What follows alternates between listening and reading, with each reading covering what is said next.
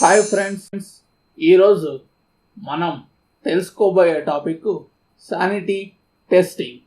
అసలు sanity testing అంటే ఏమిటి, శానిటీ టెస్టింగ్ యొక్క ఫీచర్స్ ఏమిటి, ఈ యొక్క శానిటీ టెస్టింగ్ని ఏ సందర్భాల్లో టెస్టింగ్ పర్ఫామ్ చేస్తారు, దీని యొక్క అడ్వాంటేజెస్ అండ్ డిసడ్వాంటేజెస్ ఏమిటి, ఇవి తెలుసుకోవడానికి let's start the video.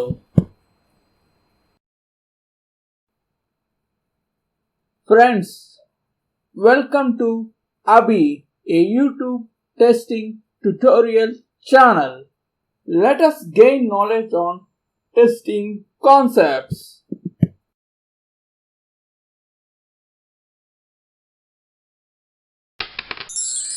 Friends, sanity testing లో మనం తెలుసుకోబోయే మొట్టమొదటి అంశం what is sanity testing.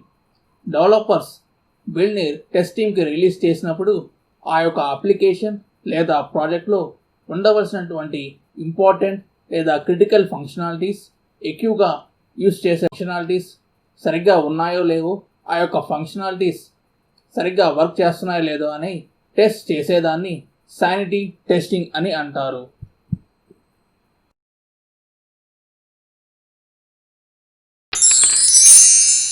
Friends, sanity టెస్టింగ్లో మనం తెలుసుకోబోయే మరో అంశం ఈ యొక్క శానిటీ టెస్టింగ్ ఎప్పుడు పర్ఫామ్ చేయాలి. ఈ యొక్క టెస్టింగ్ని కొత్తగా సాఫ్ట్వేర్ బిల్డ్ వచ్చినప్పుడు పర్ఫామ్ చేస్తారు. ఈ యొక్క శానిటీ టెస్టింగ్ పర్ఫామ్ చేసే ముందు స్మోక్ టెస్టింగ్ యొక్క రిజల్ట్స్ పాజిటివ్ వచ్చి ఉండాలి. శానిటీ టెస్టింగ్ కంప్లీట్ అయిన తర్వాత సిస్టమ్ టెస్టింగ్ చేసినప్పుడు ఆ యొక్క సిస్టమ్ టెస్టింగ్లో ఫైండ్ అవుట్ చేసినటువంటి ఇష్యూస్ని రిజాల్వ్ చేసి డెవలపర్స్ టీమ్ సెకండ్ బిల్డ్ని రిలీజ్ చేసినప్పుడు రిగ్రెషన్ టెస్టింగ్ అనేది చేయవలసి ఉంటుంది. ఆ యొక్క రిగ్రెషన్ టెస్టింగ్ చేసే ముందు కూడా శానిటీ టెస్టింగ్ని పర్ఫామ్ చేస్తారు. మొత్తం టెస్టింగ్ కంప్లీట్ అయిన తర్వాత ఆ యొక్క బిల్డ్ని ప్రొడక్షన్ డిప్లాయ్మెంట్ ఫేజ్కి ఇమీడియట్గా ఫార్వర్డ్ చేయవలసిన సందర్భంలో కూడా శానిటీ టెస్టింగ్ని పర్ఫామ్ చేస్తారు.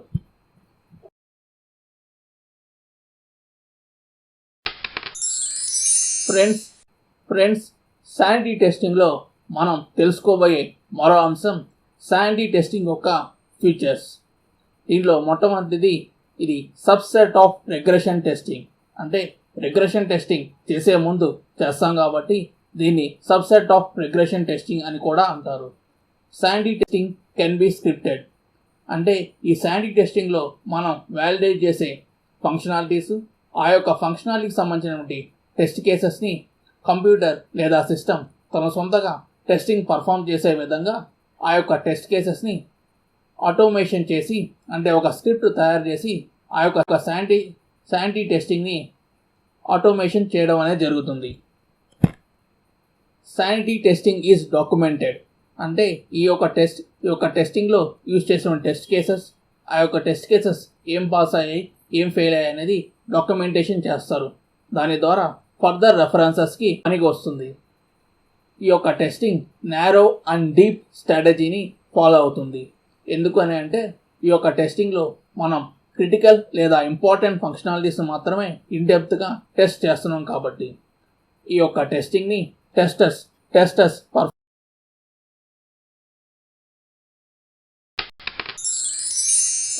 ఫ్రెండ్స్, శానిటీ టెస్టింగ్లో మనం తెలుసుకోబోయే మరో అంశం శానిటీ టెస్టింగ్ యొక్క అడ్వాంటేజెస్.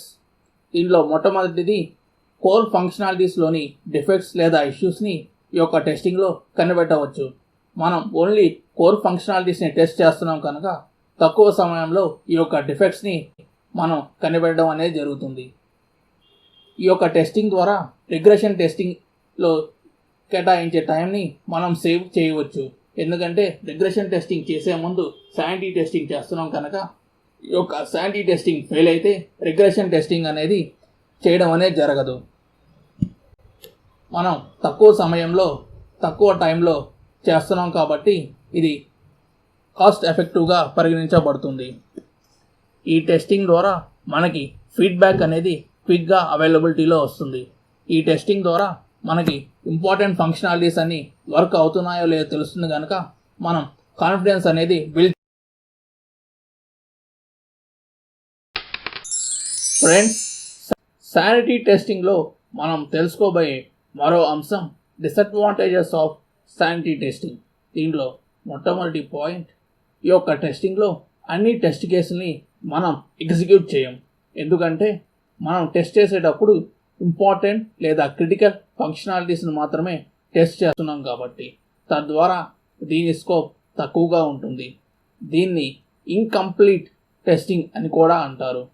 ఈ టెస్టింగ్ పర్ఫామ్ చేయడానికి ఎక్స్పర్ట్ కావాల్సి ఉంటుంది. ఎందుకంటే ఏమేమి ఇంపార్టెంట్ ఫంక్షనాలిటీసు, ఏమేమి క్రిటికల్ ఫంక్షనాలిటీసు, అసలు ఏమేమి టెస్ట్ చేయాలో నిర్ణయించుకోవడానికి ఒక ఎక్స్పర్ట్ పర్సన్ అనేది అవసరం అవుతుంది. ఎవరైతే ఆ ప్రాజెక్టు మీద సుదీర్ఘంగా పనిచేశారో వాళ్ళు మాత్రమే ఈ యొక్క శానిటీ టెస్టింగ్ అనేది చేయగలరు.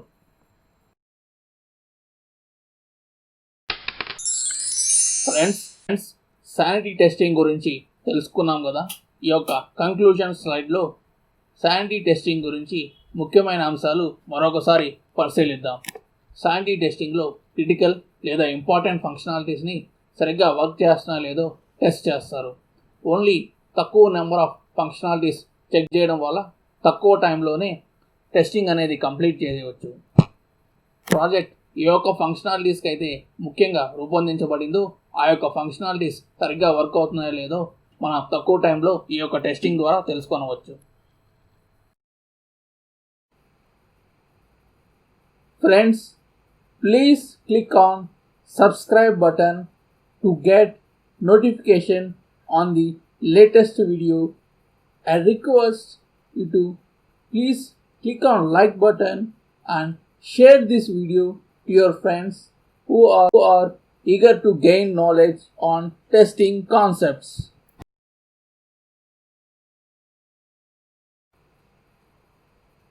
Friends, I heartfully thank you for your lot of support to our channel.